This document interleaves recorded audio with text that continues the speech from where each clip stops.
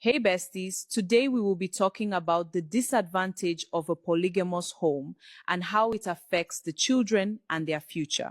Let's dive in. The house was never truly quiet, not because joy lived there, but because too many wounded hearts were learning how to stay silent at the same time. In three separate homes, under one father's name, 11 children waited for love to arrive every evening. And every evening, some children sat by the window pretending to study. Others pretended not to care. But every pair of ears remained alert, waiting for Baba's car, waiting to discover which family he would belong to tonight. A father divided between three wives, three households,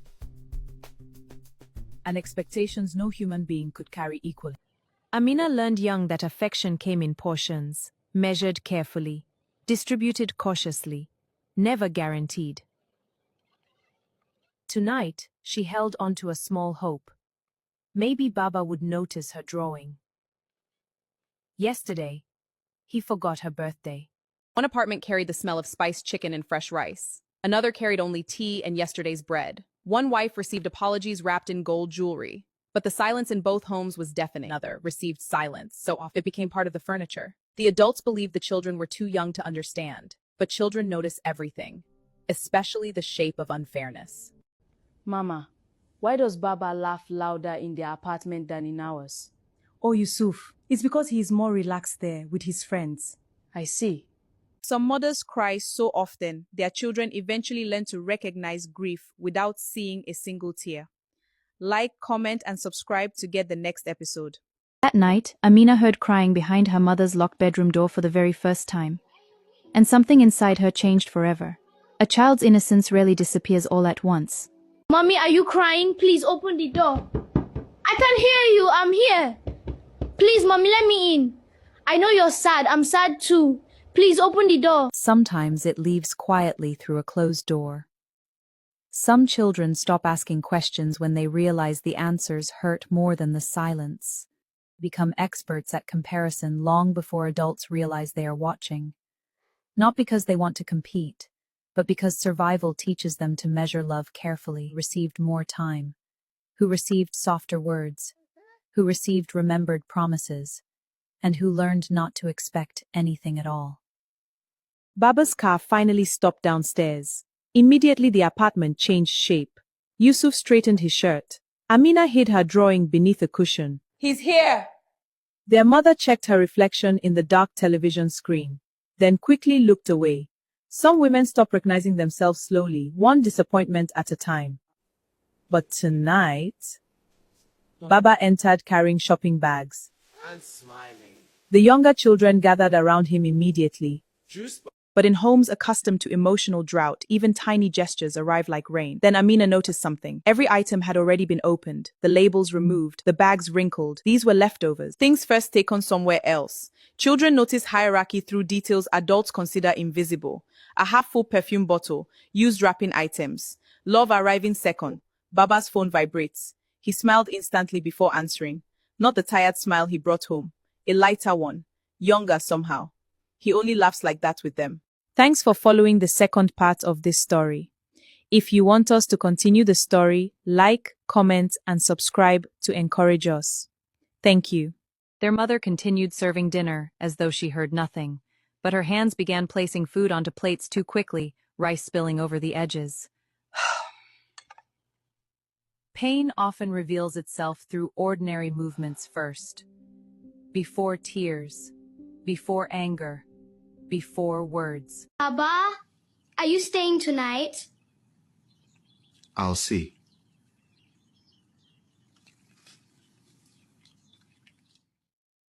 In divided homes, certainty becomes a luxury. And children raised without certainty often carry that hunger into adulthood. Late that night, Amina pretended to sleep as Baba prepared to leave again. She listened carefully to the familiar sounds, keys, shoes, door latch, then silence. Her mother remained awake long after he left. Sitting alone at the dining table, one untouched plate still waiting there. By the time children learn disappointment is predictable, they begin organizing their hearts around it. The older ones stop hoping. The younger ones continue asking questions.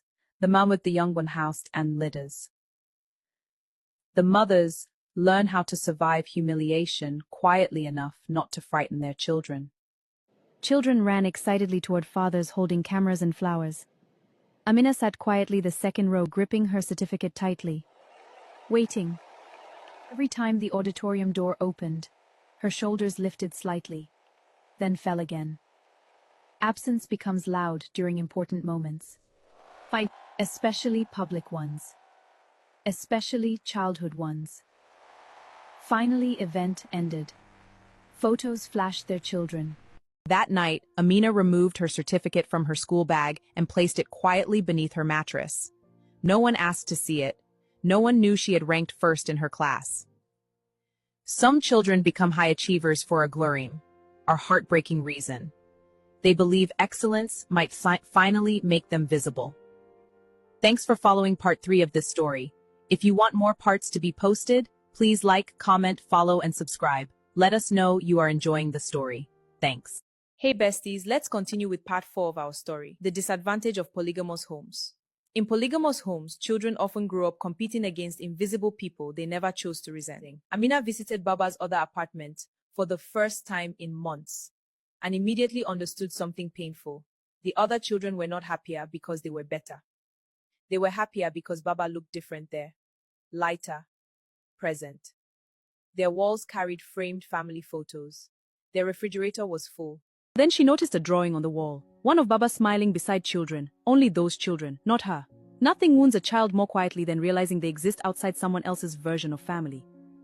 Yusuf shoved another boy hard enough to start a fight. What is wrong with you lately? Yusuf said nothing. How could he explain it? That anger had been accumulating inside him for years. Not loud anger, the dangerous kind.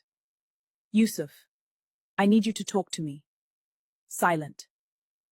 Stored carefully. Like broken glass hidden in pockets. Boys, Yusuf, please. Say something. Boys raised around unresolved pain often inherit emotional confusion before they inherit manhood.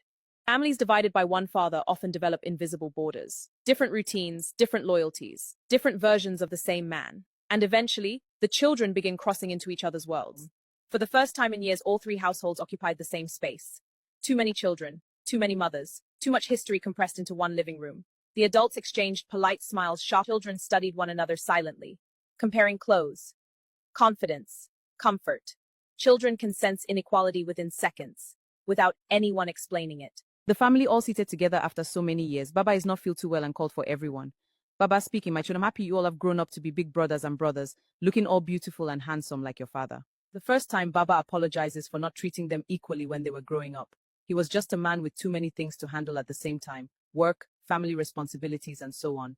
It was too much. Suddenly, Baba grabbed his chest slightly while sitting down. Not dramatic, just enough for everyone to freeze. For the first time, all 3 families looked at him the same way. Not as provider, not as husband, not as shared property, but as one aging man carrying the emotional weight of too many lives.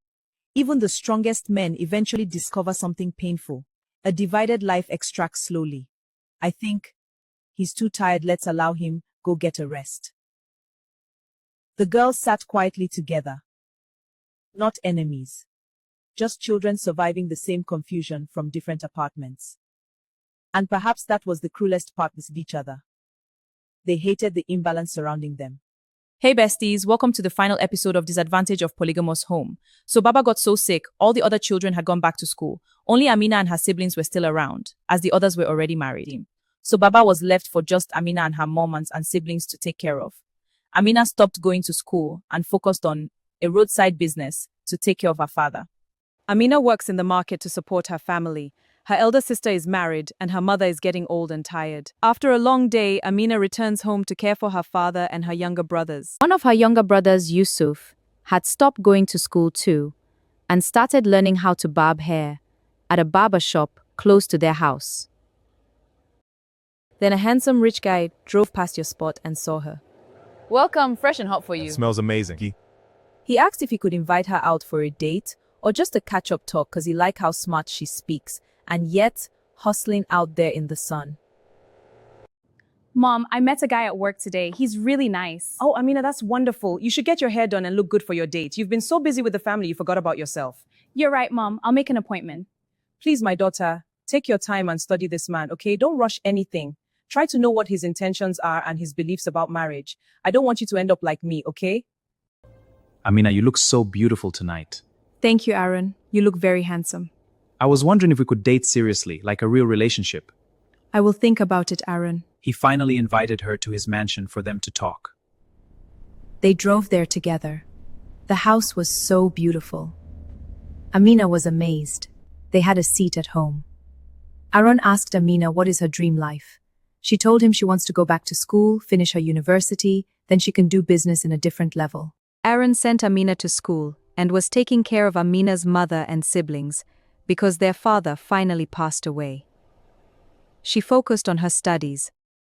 Amina graduated, and her mom and family was there to celebrate with her.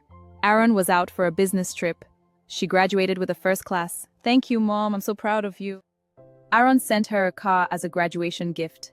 She was so excited about it and started shedding tears of joy.